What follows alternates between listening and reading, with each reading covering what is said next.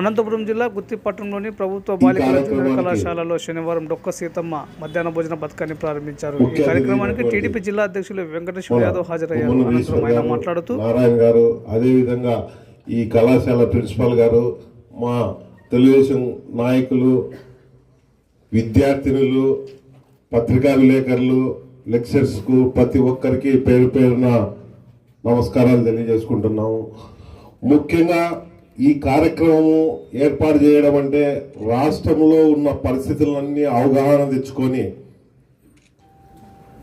బాలికలకు ఇబ్బందులు ఎక్కడున్నాయి, మన యువ నాయకుడైనటువంటి నారా లోకేష్ బాబు గారు పాదయాత్ర చేసినప్పుడు ఎక్కడెక్కడ ఏమేమి లోటుపాట్లు ఉన్నాయనే ఉద్దేశంతో అందులో భాగంగా ఈ కార్యక్రమాన్ని కూడా ప్రారంభించడం జరిగింది. ఈ కార్యక్రమం పేరే డొక్కా సీతమ్మ మధ్యాహ్న భోజన పథకంగా నామకరణం చేసి ప్రారంభించడం జరిగింది. ఒక్కసారి ఆలోచించండి, ఈ రాష్ట్రంలోనే 1,50,000 పైచులకు విద్యార్థులకు ఈ పథకం వర్తిస్తుంది. అంటే ఈ పరిస్థితులను దృష్టిలో పెట్టుకొని పిల్లలు మంచి మార్కులు రావాలి, భవిష్యత్తు ఉండాలి, ఈ రాష్ట్రానికి యువత బాగా ముందుకు రావాలి, ఈ దేశానికి పట్టుకొమ్మలుగా యువత ముందుకు రావాలనే ఉద్దేశంతో మన ముఖ్యమంత్రి చంద్రబాబు నాయుడు గారు ఈ పథకాన్ని ప్రారంభించడం జరిగింది. ఈ విధంగా పోతే ఈ పథకం పెట్టినందుకు మన అందరికీ గర్వకారణంగా అంతా సంతోషపడుతున్నాం. మీ ఆకలి తీర్చినందుకు మీ ప్రజలలో కానీ మా తెలుగుదేశం నాయకుల్లో కానీ ఒక సంతృప్తికరంగా ఉంది.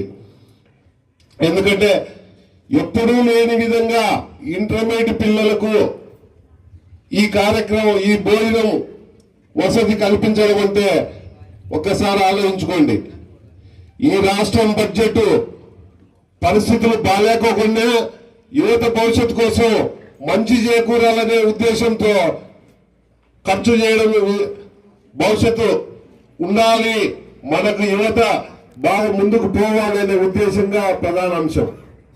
అదేవిధంగా పోతే మీ అందరూ ఒక్కసారి మన ముఖ్యమంత్రి వర్యులు అలాగనే మన నారా లోకేష్ బాబు గారిని ఎప్పటికీ మర్చిపోకూడదు. ఎందుకంటే ఇందాక చెప్పారు అమ్మకు బాగాలేదని, ఇంకోటని. ఒక్కొక్క రోజు ఎవరి ఇళ్లలో ఏ ఇబ్బంది ఉన్నా కూడా మధ్యాహ్న భోజనం ఉంటే మాక్సిమం 95% హాజరయ్యే అవకాశాలు ఉన్నాయి. ఎందుకంటే ఇళ్లలో ఇబ్బందులు కావచ్చు, తల్లిదండ్రుల అనారోగ్యమో ఇంకో విధంగానో, చదువుకునే విధంగా కొంతమంది పేద పిల్లలు కూలి పనులకు పోయే వాళ్ళు కూడా ఉంటారు. అవన్నీ ఏమి లేకుండా మీరు మంచి భవిష్యత్తు ఉంటుంది, ఈ విధంగా ముందుకు వచ్చి చదువుకుంటే బాగుంటుంది. అదేవిధంగా మేడం, ఈ కాలేజీలో ఎంత స్ట్రెంత్ కెపాసిటీ? అవుట్ ఆఫ్ దగ్గర దగ్గర 206 మంది అని చెప్తున్నారు. కెపాసిటీ ఎంత ఉంది చెప్తున్నారంటే 320 కుటుంబాలలో ఇది ఒక చర్చించుకునే విషయము.